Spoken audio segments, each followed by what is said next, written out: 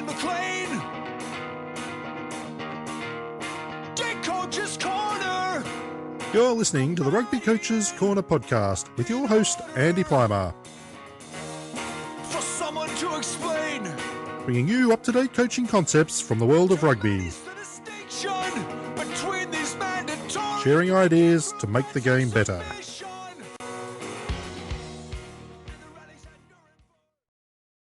All right, welcome to episode number 19 of the Rugby Coaches Corner podcast. I'm your host, Andy Plymer, and I'm joined today by Joe Payton. Joe's player development manager for Hawkes Bay Rugby Football Union in New Zealand. He's been in that role for over 7 years, and he's also involved as the defence technical advisor for the Hawkes Bay Magpies in the ITM Cup. On top of this, he's one of the key people involved in the Hawkes Bay Rugby Global Academy, and he's had numerous coaching roles and analyst roles with the NZRFU, Hurricanes development team, Samoa, New Zealand under-20 and more. And it's a pleasure to have you on the show, Joe, so welcome.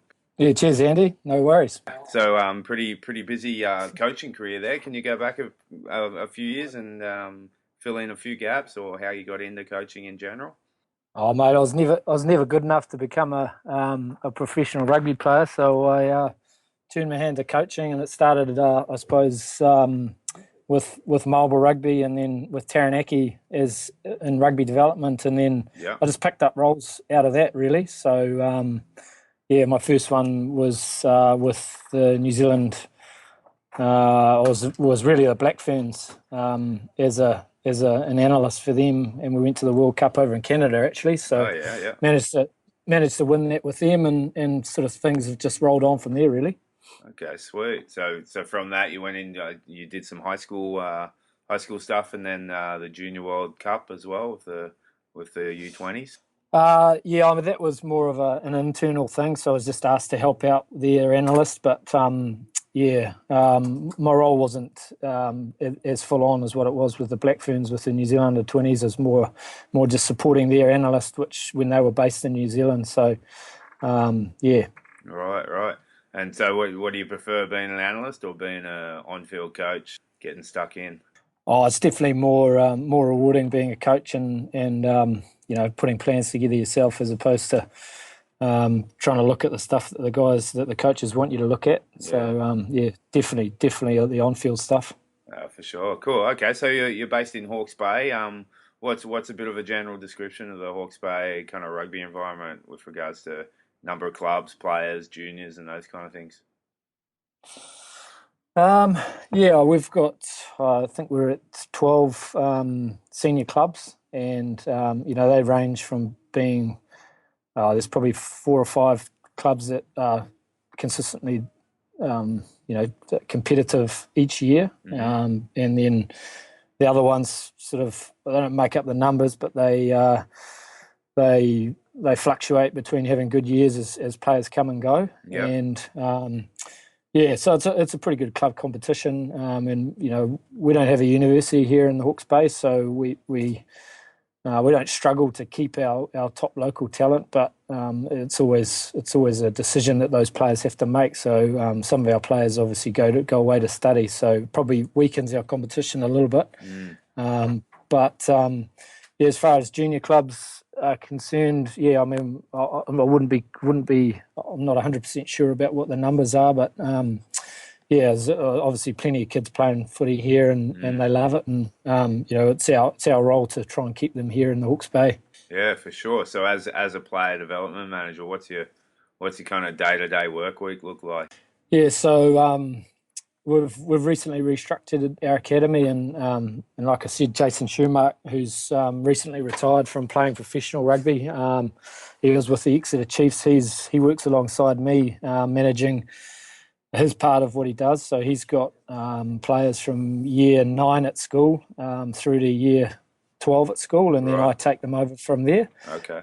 So he's got about 18 players that he looks after, and I've got about a similar sort of number. And that's all about just trying to progress them through to playing ITM Cup rugby as soon as they leave school, effectively.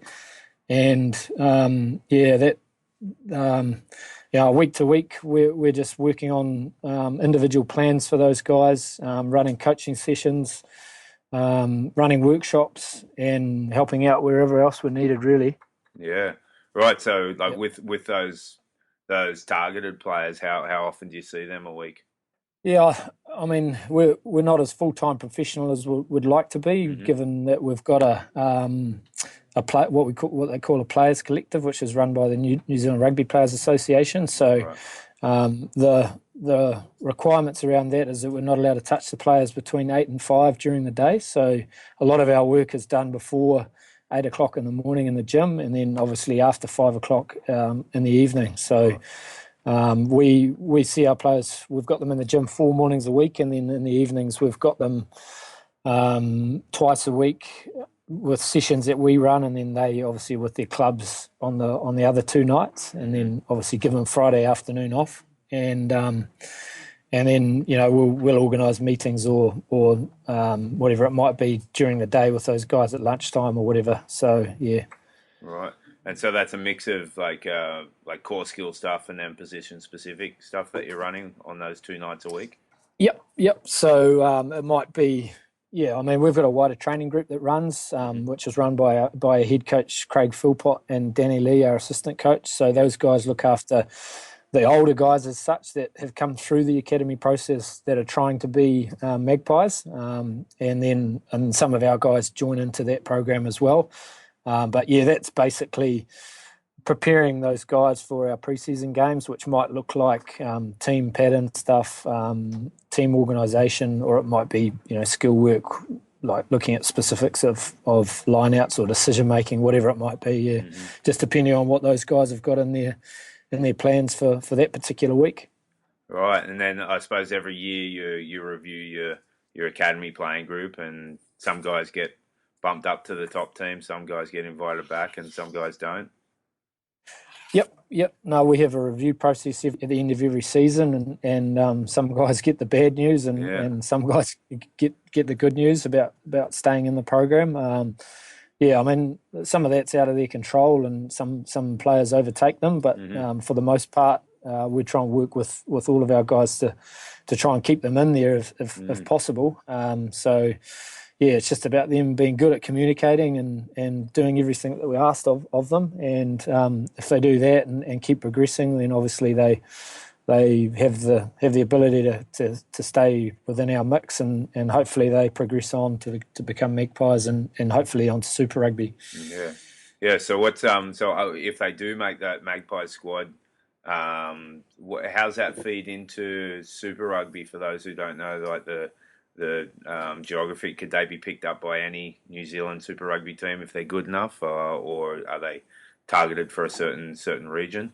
Yeah, back in the day, it was we were a part of the Hurricanes region, but now what they have is what they call franchise contracting. So any franchise around the country, so whether it be the Blues or down in the deep south with the Highlanders, they can pick up any of our players. Now it's just a matter of what their roster looks like and where they've got holes that they need to fill. So our players play out their well, it's called ITM Cup this year, but they play the NPC, and they're effectively playing for Super Rugby spots the following season. Right.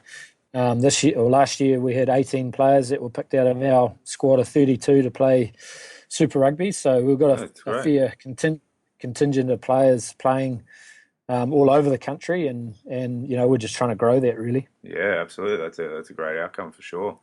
And like your job as player development, like that can mean a lot of things to a lot of people. Player development. What's that mean to you, and how do you kind of approach it when you think of an individual player? Yeah, so it's just identifying the talent that's in the region that we want to keep here, working with them as an individual and putting a program around them that supports them to be the best that they can be as far as their rugby is concerned, but also off the field as well. And hopefully that translates into them playing Mitre 10 Cup rugby as soon as they can, and then going on to being fully professional, which is playing Super Rugby. So that's about as simple as it gets, I suppose. Yeah, and then I'm sure there's a ton of work in between there to get them to that point, both from you and them.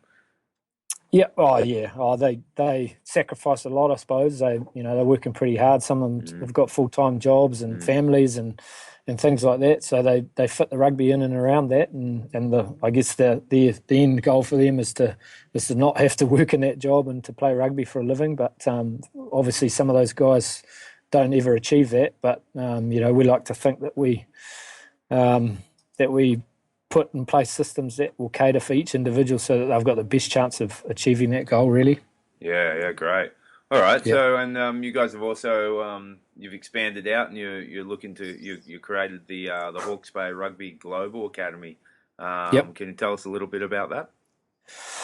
Yeah, like I said, we did a restructure a while back and employed Jason Schumacher to work alongside me, and so we've included younger guys into our program now from year 9 at school, and they might come out the other end at say 21 or 22, whatever it might be. But alongside that, we wanted to offer international students or rugby players the option of coming over to New Zealand and experiencing what we do from a rugby perspective, but also put a package around them that enables them to experience what New Zealand life is about.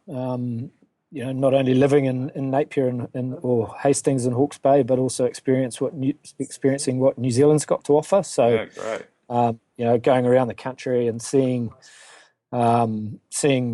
sites or whatever it might be, taking them to All Black Test matches and things like that. So, yeah, it's this exciting space that we're now working in, and we've got 3 of our staff members doing a tour of the USA. They leave on Sunday actually, and they're there for 10 days and going through San Fran all the way over to New York and Boston and things like that. So yeah, it's exciting times. Oh, that's great. So this will be the first year running this year coming up, and they're looking to form connections and everything in the US with clubs and schools. Yeah, I mean, we initially thought that probably the US market was the best one to start with, and given that it's a growing market, and rugby seems to be taking off over there, so we thought that was the best place to start. But we started this program last year, and we've had 4 or 5 kids out from Singapore, and they've really enjoyed the experience that they have, and and we'd like to think that we did a bloody good job with those guys, and that's translated into getting some more guys this year. So yeah. Oh, sweet. So how would it work? How long do they come out for? And do they train? Do they play? They do both. How's the coaching work and contact time and those kind of things? Yep. So I mean, ideally we'd like the players that came in from overseas to come for a school year, really, and that would mean that they'd end up being as best rugby players as they could be, given that they'd be here for an extended period. But Yeah. we've got packages that can be tailored to the individual. So it might be a 10-week program, and that suits the Northern Hemisphere holiday program. Yeah, right. Okay. Or, we can cater for anyone, really. If they wanted to come for 7 days, we'd put a package together for somebody that wanted that as an option. And, effectively, they would just fit in with our academy players, and they'd just work in and alongside them and train with them, and then they'd go to their schools and train with them on the other nights that they're not working with us, and then they'd play with their schools during the Saturday mornings, and we'd video their games and get them in for feedback, and just that constant cycle then from there, and review sessions, which enables them to get self-awareness about how they can improve, and obviously they're going to improve because of that. Oh, it sounds awesome. Do you take on any semi-retired 40-year-olds? I'd love to go. Sounds awesome. If you got the cash, mate, yeah. You can do anything. Yeah, we'll talk off air then. I'll have to run it by my wife first, though, of course. Yeah, exactly, mate. You wouldn't want to leave 3 kids behind. Not sure the 10-week options are on the table. All right, that sounds awesome. That's a great sounding package, and I'm sure the trip to the US from people who are going over there, it's gonna pay benefits, and you'll get some good good kids coming over, and they're going to learn a bunch. Not, and like you said, not just about rugby, but also about New Zealand culture, and it'll be an amazing trip. Yeah, look, I mean, if anybody wants to find out anything more about what we're doing, we've got a website which is www.rugbyacademy.nz. Yep. It's not .co.nz, it's .nz. So, or otherwise they can, well, if they go on there, all our contact details are on there, and they can either Skype us or flick us an email. So, yeah, happy to answer any questions or give anyone any information they might need about finding out more about what we're doing. Okay, no worries. I'll put that information up on the show notes too, so people can find it easily. Cool. Yeah, awesome. Okay. So on to your coaching, your individual coaching, what's your favourite area of the game to coach, and why? I used to be a 7, so I'm primarily a forwards coach, but yeah, sort of dabble into a bit of defensive stuff as well, and been lucky enough to be helping Danny and Craig Philpott out with the Magpies for the last 2 seasons. So yeah, so it's been a wicked learning experience, and just trying to grow my knowledge as much as possible. Yeah. So how do you approach coaching defence? And individual tackling is probably the most important thing of any defensive system. So you probably want to start there and then build out. Yeah, I guess it's just trying to keep the systems and structures as simple as possible so that players know what they're required to do in any given situation, and then it comes down to the individual accountability, really. And if they get that right, then you can have a pretty good day at the office. But if you don't, obviously you're always on the back foot. And putting your analyst hat on, what do you look for? What metrics in particular do you look for when you analyse defence? So yeah, we obviously look at tackle percentage, and that's not only from an individual perspective, but from a team perspective, and try and get that up over 85 to 90% every week, and we try and measure dominant tackles as well, so that we're obviously making an impact when we make contact and driving guys back, so that we can turn the ball over, that type of stuff. Yep. Okay, cool. All right. And if someone was watching a session that you coach, what's some of the things they're going to see and hear from you? I don't know, sound, clear instruction, I suppose, and expectation of doing things well, and making sure that they're doing things right, and working hard alongside that, I suppose. Yeah. Okay. Like, are you kind of leaning towards game-based stuff, or do you?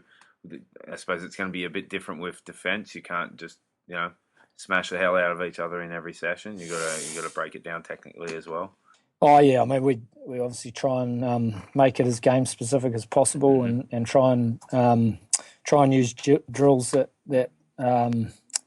mimic game type situations. So yeah, a lot of that sort of stuff, but also breaking individual skills down. So working with players one on one, and making sure that they understand both their strengths and weaknesses, so that they're really aware of what they need to do from week in and week out to be able to improve that. Right. Okay, great. And how's it been going this year? How are the Magpies sitting? Oh, look, we don't play until July, so of course.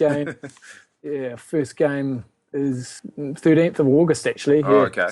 So we don't get underway till sort of later half of the season. But I mean, like I said, we're working with a group of players about 30 players. We've got them one night a week, and then when we get into May, we've got them 2 nights a week. So yeah, just hit those guys twice a week, and they're training by themselves with their clubs as well. But then we've got, like I say, 18 Super Rugby players that will come back into our environment as well, which there's plenty of competition around, and those guys that are training here with us are trying to earn a spot in that side for when it gets named in July. Yeah, absolutely. So who are some of the 18 that are coming back who are currently playing Super? Yeah, guys like Brendan Edmonds, he's actually injured, but Brodie Retallick and Ehi West, Richard Buckman, he's injured as well, but he'll be coming back. Israel Daggs in our mix this year.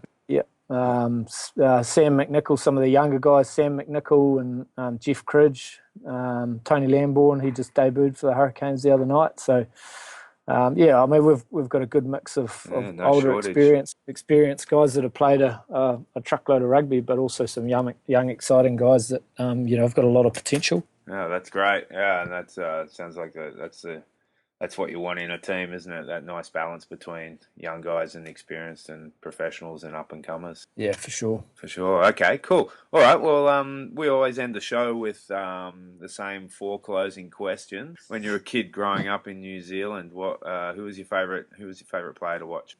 Who got you right into the game?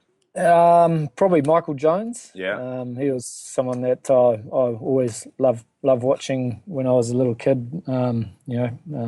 Waking up in the middle of the night and watching the All Blacks play was someone that inspired me to be a 7. So, yep. Yeah, he's definitely a name that's pretty well known in rugby circles. Outside of Richie McCaw, he'd be the next favourite, I suppose, in New Zealand rugby. Yeah, probably show my age a little bit there, mate.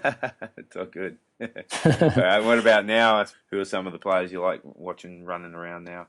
I think, if we're talking about teams and individuals within teams, but I think the Chiefs and the Highlanders certainly leading the way as far as absolutely rugby is concerned in New Zealand and probably not only New Zealand but all over the world. And so guys like Aaron Smith and Ben Smith and our guys that are in that mix as well, Richard Buckman before he got injured, and those sort of guys, doing some amazing things, and likewise with the Chiefs, Brad Weber and Brodie Retallick, those sort of guys. So, yep. Some beauties there.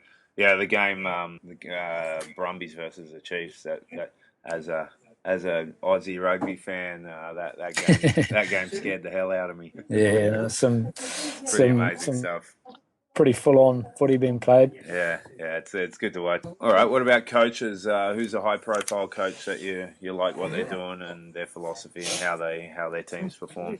Oh, look, I'm pretty lucky to have sat beside in my role as an academy manager alongside Tom Coventry's, someone that has certainly influenced my coaching career. But not only him, Danny Lee and Craig Philpott as well. So those 2 guys, they're up and coming coaches, and they've certainly got a big future ahead of them. I can't speak for anyone else that I haven't really worked with too closely, but those 3 guys certainly have been a big influence in my career to date. Yep. Yeah, great. And what about someone in your local community who's doesn't have much of a profile but's working away hard, doing a good service for the game? Oh, there's plenty of guys around here that probably deserve a mention that don't get them.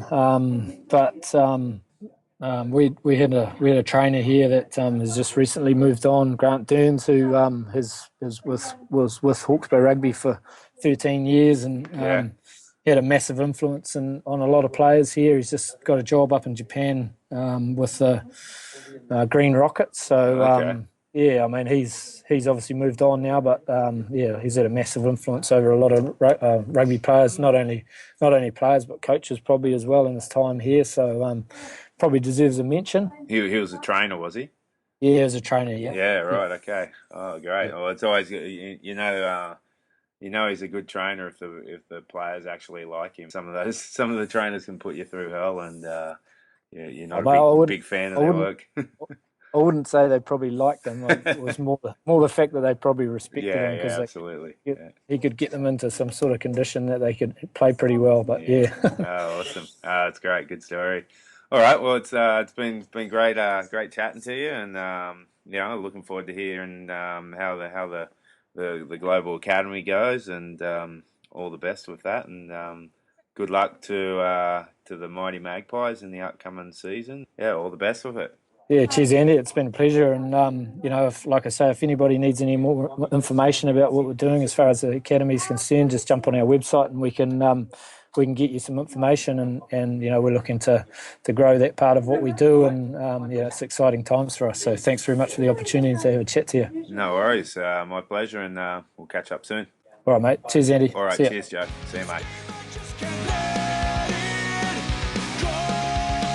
Thanks for listening to the Rugby Coaches Corner podcast. If you enjoyed the show, please leave a review via iTunes and keep listening for the next episode. Is this agreement? Is it You can also follow us on Twitter at rugbycoachscnr or via the website at therugbycoachescorner.com. A stranger bit of fruit. Until next time, keep sharing ideas to make the game better.